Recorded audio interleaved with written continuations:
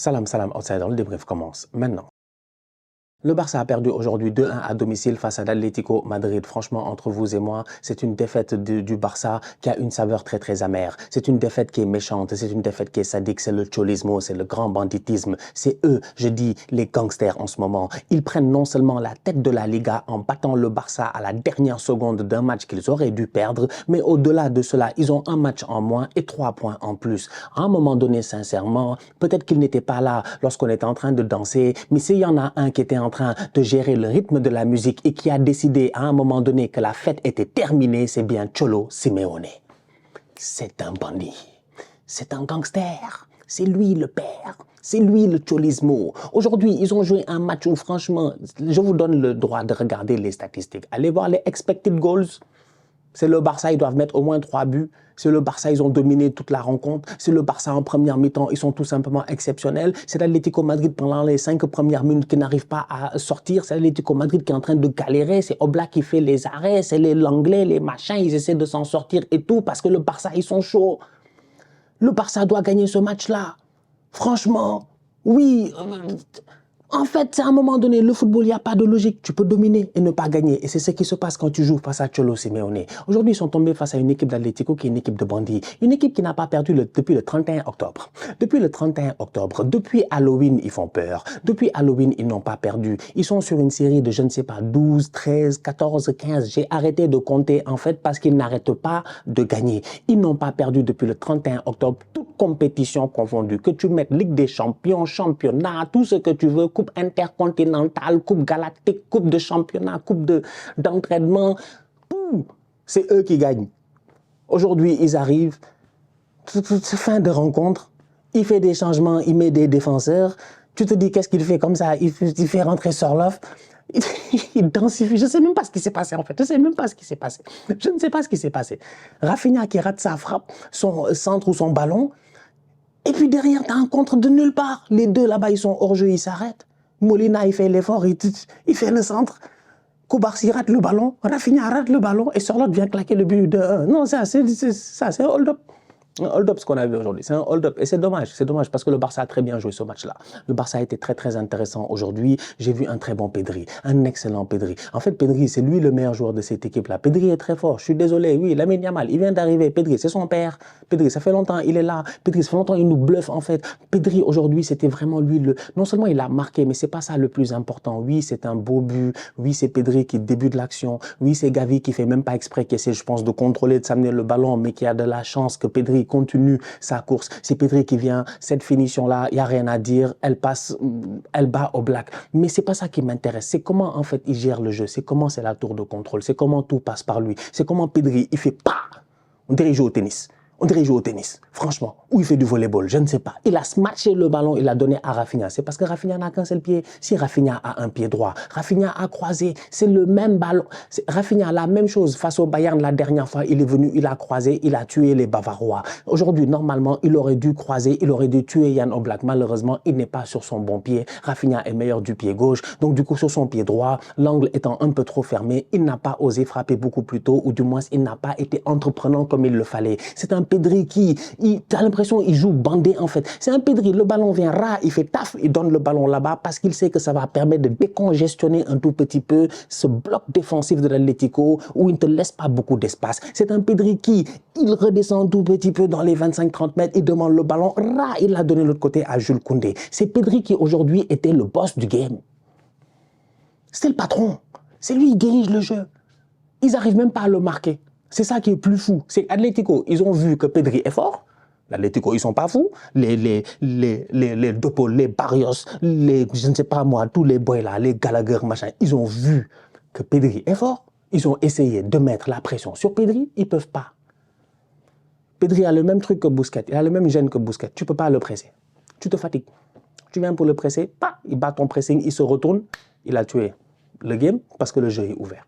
Franchement, il a été sensationnel aujourd'hui. Et ça me ramène sur les matchs du Barça, que depuis le début de saison, j'en parle. La dernière fois, j'étais là. J'ai vu les gars se fâcher. Ouais, Stan, comment il ne peut pas mettre Lewandowski dans le top 10 en ce moment des joueurs, je ne sais pas quoi, en course pour le ballon d'or. J'ai dit Lewandowski, il marque beaucoup de buts. Mais Lewandowski, des fois, il fait le tocard. C'est quoi ce match? C'est quoi ce match? La dernière fois, ici, on était là. En Ligue des Champions, tu as besoin d'un Lewandowski au top face à Dortmund, il te sort une non-performance. J'étais là. Je l'ai dit combien de fois cette saison que Lewandowski, face à certains adversaires, tu as l'impression que ouais, il va claquer ses 2, ses 3 buts sans problème, mais des fois, face à certains adversaires, tu as l'impression aussi qu'il prend de l'âge. Ah oui, tu vois que c'est un tonton, que c'est plus le Robert de 30 ans qui prend de l'âge aussi. Parce que Lewandowski, aujourd'hui, je suis désolé, à un moment donné, je ne sais pas si Ferran Torres est hors-jeu, mais la remise de Ferran est parfaite, il a loupé le ballon. Lewandowski va un contre un face à Oblak aujourd'hui, il n'est pas tranchant, il n'est pas dangereux. Lewandowski doit claquer au moins un but, c'est dommage. Donc tu as un Robert Lewandowski qui ne fait pas un très bon match. Mais quand tu dis ça aux fans du Barça, ils se fâchent. En fait, vous aimez trop analyser le match. C'est pour ça que je m'énerve des fois. Je m'énerve tout le temps contre les fans du Barça. Après, on va me dire, non, Stan n'aime pas le Barça. Ça a toujours été ça. L'année passée, c'était la même chose. Toute la saison m'avait fatigué. Il n'aime pas le Barça, il déteste le Barça, machin, tout ça. Parce que de temps en temps, je ne vous comprends pas. Robert Lewandowski, c'est un grand joueur, c'est une légende, on le respecte franchement. Ballon d'Or 2020 même, in my book, tu vois. Parce que voilà, il y avait le Covid, tout ça, mais c'est vraiment, il n'y a absolument rien à dire. Mais Robert Lewandowski, de temps en temps, aussi dans des matchs comme ça, il a besoin normalement d'une demi-action et d'un but. Aujourd'hui, ce n'est pas le cas. Et pourtant, il en a eu les actions. C'est même pas il a eu une demi-action, il a eu voilà les actions. Il n'a pas marqué. C'est dommage. Donc Lewandowski, under the level. Fermin Lopez, un tout petit peu under the level, j'ai envie de dire. Bon, voilà, ça a été un match compliqué. Il fallait trouver des espaces. C'est dur de trouver des espaces dans cette équipe, dans cet Atlético-là. Topol a fait un très bon match, l'activité. C'est-à-dire que eux, le Cholismo, c'est des gars, ils courent. En fait, c'est des boys, ils courent, ils sont solidaires. Franchement, ils courent, ils sont solidaires et ils savent jouer au football. On ne peut pas leur enlever, en fait. Ils savent lire le football. Ils savent jouer au football. Ils courent, ils sont solidaires. Et c'est ce qu'ils ont fait. Le 1-1, là, c'était le résultat parfait pour Cholo. Cholo, même si tu vois comment il gère le match, même il gère le match pour le 1-1. Quand les gars marquent en fin de rencontre, de toute façon, il court dans les vestiaires, il célèbre, il est là, il rigole et tout. Lui-même, il ne croit pas en ce résultat-là du 2-1. Parce que ce match-là, normalement, le Barça, vu la performance qu'ils ont faite, ils doivent marquer plus que 2 buts. Plus qu'un but, pardon. Malheureusement, offensivement, ils n'ont jamais été dangereux. Et même les boys qui sont rentrés n'ont pas été dangereux. Dani Olmo, ça a rentré quand même. Dani Olmo nous a habitués à beaucoup mieux. Dani Olmo nous a habitués à beaucoup mieux quand même. Je trouve que Dani Olmo a été un peu under the level là. Ferran Torres a essayé de jouer avec Lewandowski, ça a été compliqué. Donc ouais, Hansi Flick n'est pas là, il n'est pas sur le banc. Ça fait 2 matchs d'affilée qu'ils perdent. Depuis que Hansi Flick est suspendu, ils ne gagnent plus. La dernière fois, ils se font taper 1-0, là ils se font taper encore, chez eux, avant Noël. Avant Noël. C'est mon petit papa Noël. Quand tu descendras du ciel avec les jouets par milliers, n'oublie pas mon petit soulier. Mais avant de partir, n'oublie pas de te couvrir. Dehors, il fera si froid. C'est un peu à cause de moi. Voilà, le Père Noël est venu à Barcelone. Il n'est même pas censé faire froid. En plus, il s'est enrhumé là-bas. Il était censé amener des cadeaux. Il n'a amené aucun cadeau. C'est Simeone, il est venu. Il a volé tous les cadeaux. Voler tous les cadeaux. Simeone, c'est vraiment le méchant qu'il pense qu'il est. C'est Noël à Barcelone. Tout le monde est là. Jordi Alba, tout le monde est venu. Ils sont tous venus passer Noël à Barcelone, voir leur famille. Lamine Yamal, il est là avec ses potes, tranquille. Les gars, ils sont là, papa, tu vois. Ça prépare peut-être les soirées. Tout ça pour perdre 2-1 face à l'Atlético sur une top performance défensive de l'Atlético. Franchement, solide. Très solide défensivement, comme d'habitude. Ça ne nous surprend pas. C'est le Cholismo. Et bizarrement, le Cholismo, si tu regardes bien, si tu regardes bien l'image de l'Atlético, tu vas voir que le Cholismo n'est activé que face à des adversaires qui sont techniquement peut-être un peu plus forts qu'eux. Eux, il n'y a que quand ils jouent des matchs compliqués, ils activent le Cholismo. Sinon, en championnat, si c'est pour venir taper les gens là, ils n'ont aucun problème. Regarde les matchs, ils tapent tout le monde.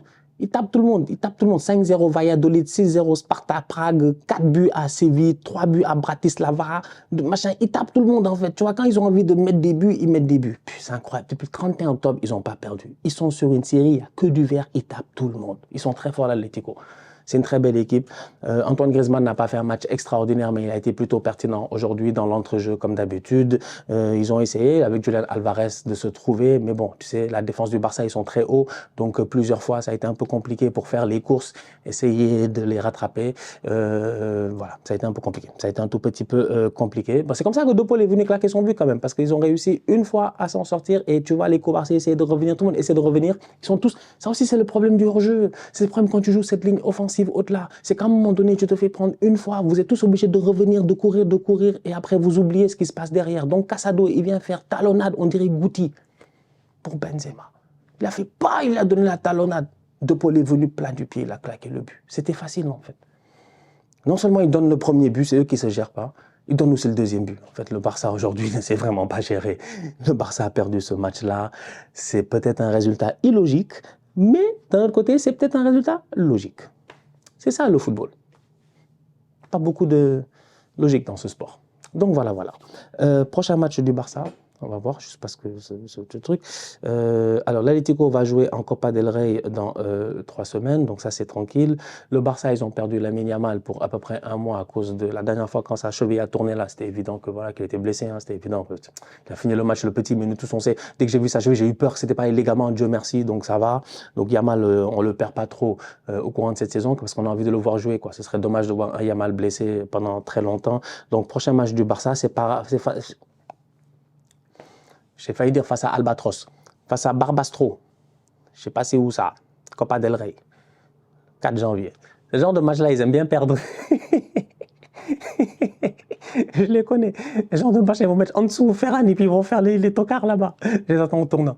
La famille. Là, l'Atlético est premier, là, les gars. Voilà, l'Atlético est premier. Et maintenant, pour rattraper l'Atlético, bonne chance. Ils ont tous fait les cons. Cholo a pris Cholo, il est venu, il a pris le trophée. Pour le rattraper, ça va être dur. Ça va être très dur. Ouais. C'est une belle victoire, franchement. À l'extérieur, comme ça, avant Noël. À la fin d'année, là, dernier match de l'année, tu gagnes. Non. C'est le cholismo. La famille, on se capte très bientôt pour une nouvelle vidéo. D'ici là, on continue à liker, on continue à partager, on s'abonne. On est ensemble, on reste en santé. C'est toujours le plus important. Tous outsiders.